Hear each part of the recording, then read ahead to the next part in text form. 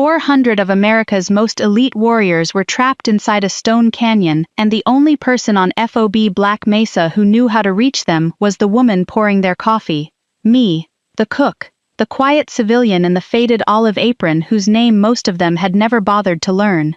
By the time command understood how bad the ambush was, the evacuation route had become a shooting gallery. Navy SEALs, Army Rangers, and Special Operations support teams were pinned beneath two ridgelines. Their vehicles were burning. Air support had been grounded by a fast-moving sand system. An enemy sniper was killing anyone who tried to open the eastern exit. Command had plans, radios, maps, and men with stars on their collars. I had a hidden rifle, 11 years of classified experience, and a choice I could never take back. Before I tell you what happened on that summit, tell me where you're watching from. And if you have ever been ignored because people mistook silence for weakness, stay with me. I know exactly how that feels. The morning began with burned coffee and bacon grease. At Black Mesa, that smell woke the base before any alarm did. I had already been working for 2 hours when the first Rangers entered the dining facility at 4:45. My hair was tied into a tight knot, my sleeves were rolled, and I was leveling a tray of eggs for the third time. The eggs were not the problem. Precision was. I had spent most of my adult life making sure everything was exactly where it needed to be before a situation changed.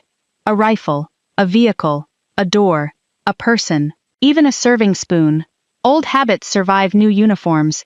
Sergeant First Class Denny Okafor leaned against the kitchen wall with his clipboard. He was the senior dining NCO, a compact man with the warmth of an audit. "Brooks, you short on hash browns again?" I redistributed the portions. "The Rangers are going to riot. They eat too fast to notice." He stared at me. I stared at the tray. "Just keep the coffee full," he muttered.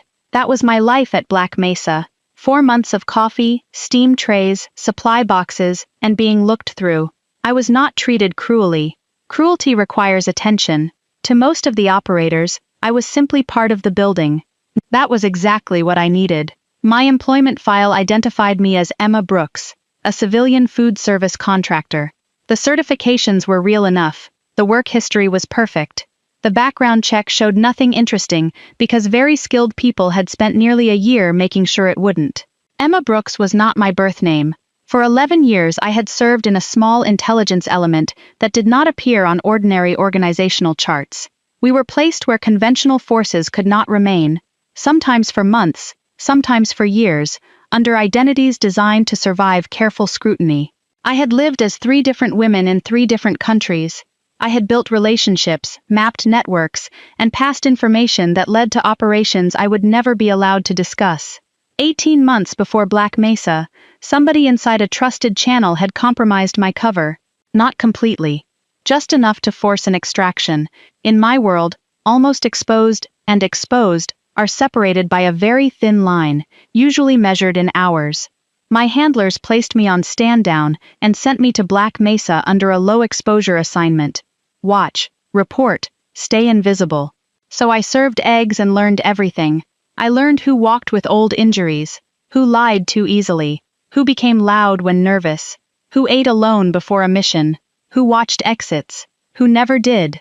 That morning, I was watching the weather. The pressure had been dropping since midnight.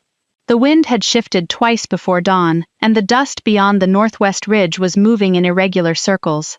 It was not yet a storm, but it was building into the kind of system that would reduce visibility in the canyon and ground aircraft.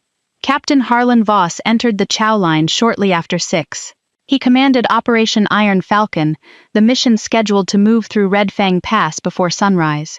Voss was confident, capable, and accustomed to being listened to. "Extra protein," he said without looking at me. "Less starch." I adjusted his tray. Then, almost as an afterthought, he asked, "You know what the weather's doing today?" I looked through the window at the bruised purple sky. Pressure has been falling since midnight. Winds are shifting southwest. You'll probably lose visibility in the canyon by mid-morning. Sand particulate if the system accelerates. He finally looked at me. That tiny pause told me everything. He had expected a polite guess from a cook. He had received a field forecast. "Thanks," he said slowly. He walked away. At 7:14, the rhythm of the base changed. Boots began moving toward the operations center. Radios increased in volume. Two rangers abandoned half-finished breakfasts at the same moment. Through the eastern kitchen window, I saw dust rising where the wind did not justify it. Ground vehicles. Multiple. From the canyon came the distant mechanical stutter of heavy weapons fire.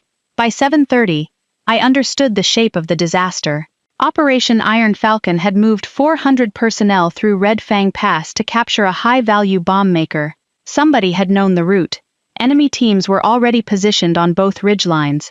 Wrecked vehicles blocked the main exit. A precision shooter controlled the eastern egress.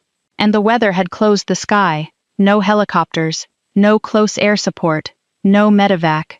I stood in the kitchen with both hands on the counter while coffee dripped into a metal pot behind me. I had seen this ambush design before, a horseshoe built around high ground, wreckage, and panic. If the sniper remained active, the trapped force would be reduced one movement at a time. There are decisions that feel complicated only until you remove everything that does not matter. 400 people were trapped. I knew a position that could reach them.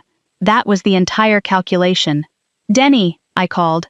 Okafor appeared from the storage room. "What? I need you to cover the line. Where are you going?" "I'll be back." He started to argue, but something in my voice stopped him. My quarters were a 12-foot square room near the perimeter fence. 3 people had warned me it was the worst room in contractor housing. That was why I had requested it. Under a section of plywood flooring, I kept the life Emma Brooks was never supposed to need. A broken-down .338 precision rifle. Optics. Environmental sensors. A compact ballistic computer. Ammunition. Tactical clothing. Medical equipment. I assembled the rifle in 6 minutes. When I looked into the small mirror above my bunk, the cook was gone. The woman looking back at me had not disappeared. She had only been waiting. The cliff behind Black Mesa rose 900 feet. Officially, it was not considered a practical route. Over 6 quiet weekends, I had mapped every ledge, false hold, and narrow shelf. I had told people I liked walking the perimeter. At 7:48, I began climbing. The wind hit the rock in violent pulses. My rifle case shifted my balance. Twice, loose stone broke beneath my boots and disappeared into the air below. Halfway up, I stopped on a narrow ledge and looked toward Red Fang Pass. Smoke rose from burning vehicles.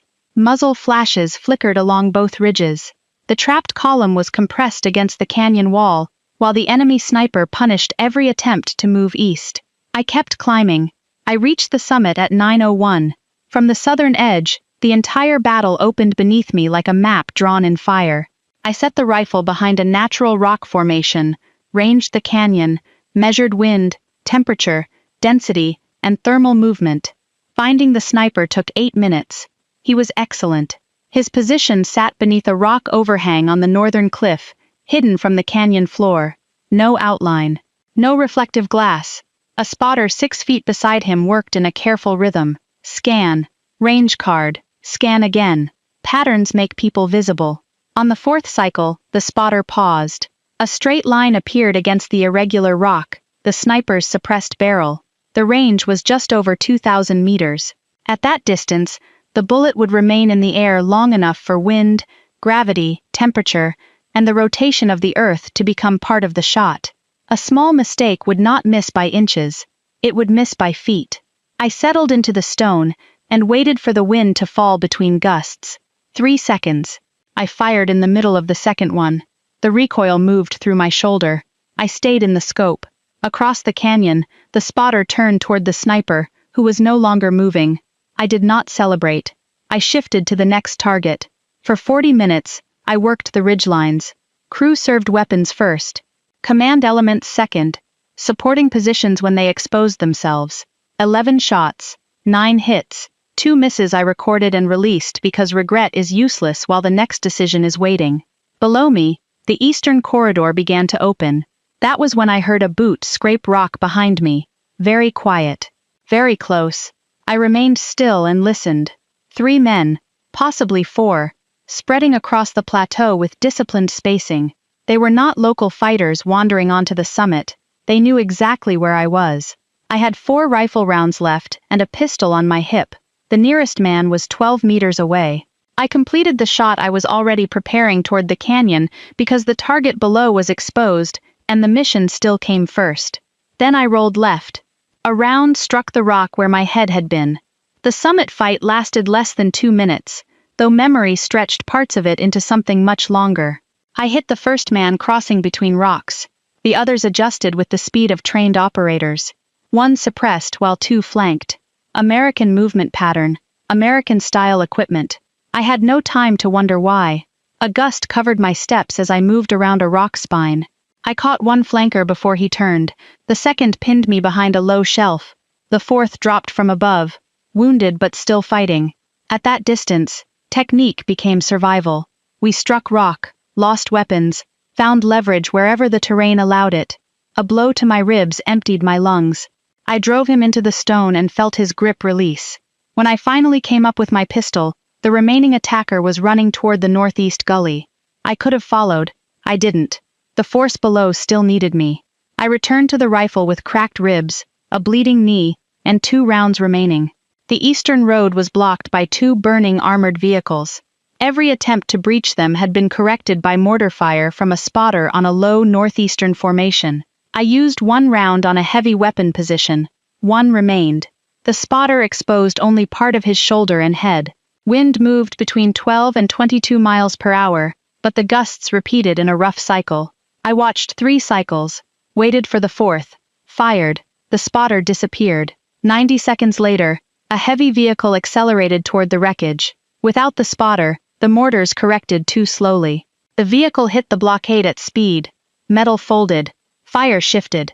A narrow passage opened. 400 people began moving through it. Only then did I lower the empty rifle. The descent took 94 minutes. By the time I reached the base, my knee had stiffened, and every breath pulled against my ribs. I carried the rifle case along the back of contractor housing and almost reached my door before Staff Sergeant Tyrell Macon spoke behind me. "That's a long bag for kitchen supplies." I turned. Macon had been one of the rangers who came through my breakfast line almost every morning. He looked at the torn fabric on my arm, the blood at my knee, and the rifle case. "The guys coming out of the pass say somebody opened the route," he said. "Nobody knows where the shots came from. I've been working in the kitchen." He held my gaze for several seconds. Then he said, "You need a medic." "I'm fine. 400 people came back alive today," he said quietly. "Whoever did that won't be forgotten." He walked away without reporting me. That decision would matter later. I cleaned my wounds, taped my ribs, hid the rifle, and returned to prepare dinner. 7 men had died. 31 were wounded. 14 vehicles were destroyed or disabled. The target had escaped. By ordinary measures, Iron Falcon was a disaster. By worse measures, it had almost become a massacre. Captain Voss came through the food line last. His face was gray beneath the dust. "You were right about the weather," he said. "I noticed the pressure. You left the kitchen for several hours. I needed air." His eyes moved toward my damaged sleeve. "Somebody fired from the summit behind this base," he said. "I'd like to shake that person's hand." I tightened my grip on the counter until my knuckles whitened. Then I noticed something I had not allowed myself to process during the fight. The summit attackers had not only moved like Americans, one had carried a radio configuration used inside our own compound. They had not climbed from outside the wire, they had come from inside it. That night, I contacted my handler through a secure terminal. I reported the attack team, the equipment, and the direction of the man who escaped. The response came at 3 a.m. "Maintain cover. Discuss nothing. Someone is coming within 48 hours. "Who?" I typed. "Someone you will recognize. Until then, stay in the kitchen." The next morning, the dining room felt heavier. 7 empty places have more weight than 7 names on a report. I refilled cups nobody asked me to fill, and watched men stare at food they could not eat. Macon came through the line. "You taped those ribs yourself," he said softly. "Yes. You're moving like you were hit by a truck. Then stop watching me." He almost smiled, but his eyes stayed serious. By afternoon, investigators had searched the summit. They found my brass, blood from 2 attackers, and evidence of a professional firing position. They also found that 3 men were missing from every official roster. Someone on the base was running out of time. At 1:40 p.m., 3 men entered the kitchen storage room. The one in front called himself Garrett Lond, and showed credentials that told me he operated far above ordinary base authority. He took me into a secure briefing room. The ambush was built from inside information, he said. The summit team confirms a penetration. I gave him everything I had observed. The man who escaped? He asked. Ran northeast toward vehicle staging.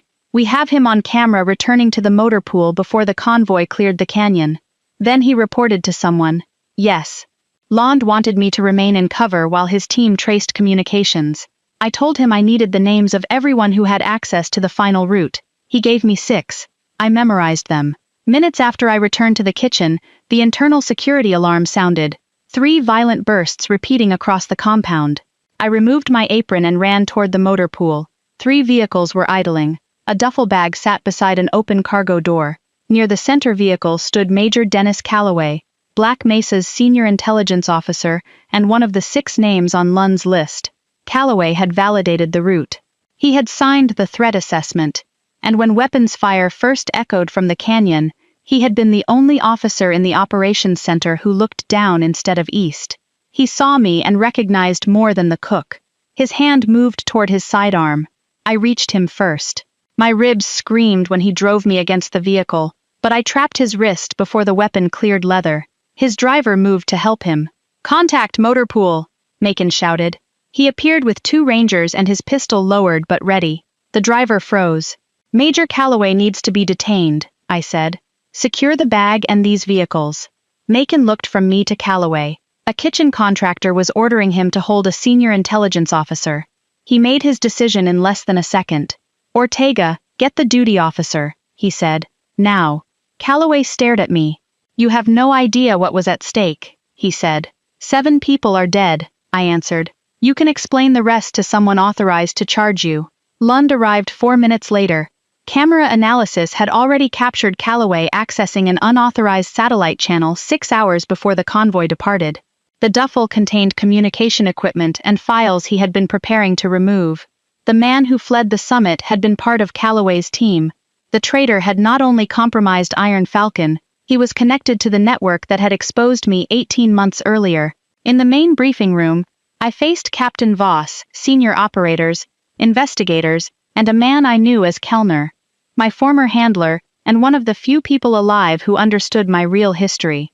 They reconstructed every shot, every movement, every decision. A senior chief asked about my first engagement. Range? 2,040 meters. Wind? 12 to 14 from the northwest, with a cyclical canyon cross-current. You waited for the second window? The 4th, I corrected.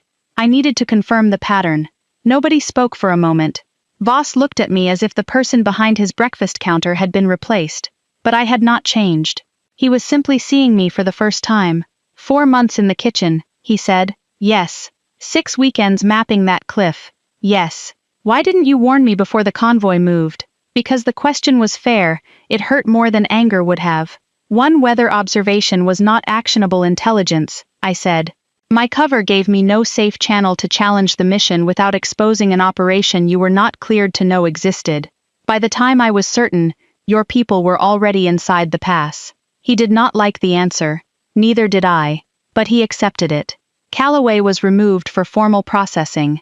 His records opened a larger network, financial payments, compromised identities, operational routes, and a chain reaching across 2 theaters. The same chain had destroyed my previous cover. Kellner met with me alone afterward. The stand-down was supposed to last 8 more months, he said. It ended on the cliff. He studied my taped ribs and swollen knee. There is a path back to operations, he said. There is also a path away. After 11 years, you are allowed to choose it. I looked through the window at the summit, dark against the evening sky. I'm more useful against Calloway's network than anywhere else. You are injured. That is part of the assessment. And your conclusion? Still the same. He gave the faintest smile. That night, I packed 4 months of civilian life into one duffel. My kitchen badge remained on the windowsill. The rifle case came with me. Outside the dining facility, Macon waited. I've been trying to figure out what to say, he told me. You don't need to. I know. He looked toward the cliff. The men who came through that exit are alive. Some of them have children. I know. That was all. It was enough. Captain Voss came to the helicopter before I left. Rotor wash threw dust around him. "I don't know your real name," he said. "Brooks is real enough. I owe you an apology. I called you the lunch lady. I heard you. I was wrong." I looked at him for a moment. "You were looking at the role," I said. "Not the person, most people do." He nodded, and I could see that the lesson had gone deeper than embarrassment. 9 days of medical treatment and accountability hearings followed. Every decision was examined, including the 2 misses, the unauthorized climb, the summit fight, and the motor pool intercept. One investigator asked whether I had ever considered not firing. No. Why? Because the alternative was leaving 400 people in a canyon with an active sniper. Is that certainty a strength or a liability? Both, I said. Depending on the day. Calloway eventually talked. His information exposed additional nodes. He was charged for the deaths, the compromised operations, and the betrayal that had stretched across years. I never attended his proceedings. Accountability did not require my presence. 3 weeks later, a package arrived at the medical facility where I was preparing for my next assignment. Inside was an institutional green coffee mug with a scratch across the handle. I recognized it from Black Mesa. There was no note. There did not need to be one. Macon had sent it because some people speak more clearly through actions than words. I placed it beside my analysis files and returned to work. 10 weeks later, I entered another country under another name. 7 months after that, the network tied to Calloway was dismantled across 4 countries in 11 coordinated days. There was no press conference, no public medal, no headline with my face. That was never the point. For years, I thought invisibility meant being erased. The military taught me something different. Sometimes invisibility is not a failure to be seen. Sometimes it is the condition that allows you to protect people who will never know how close danger came. Quiet women are often mistaken for harmless women. Service workers are mistaken for background. Patience is mistaken for fear. Composure is mistaken for weakness. But the person nobody notices may be the only one noticing everything. I still carry the green mug. I still remember the smell of burned coffee before dawn. And whenever I think about Black Mesa, I do not remember the shot first. I remember the eastern exit opening. I remember vehicles moving through smoke. I remember hundreds of people coming home. The greatest weight I have ever carried was not a rifle or a secret. It was knowing that the world I protected would never know my name, and choosing to protect it anyway. If you have ever been dismissed before you had the chance to speak, remember this. Being unseen does not make you unimportant. It may mean your strength has been growing where nobody thought to look. Tell me where you're watching from, and subscribe if you believe quiet people deserve to have their stories finished.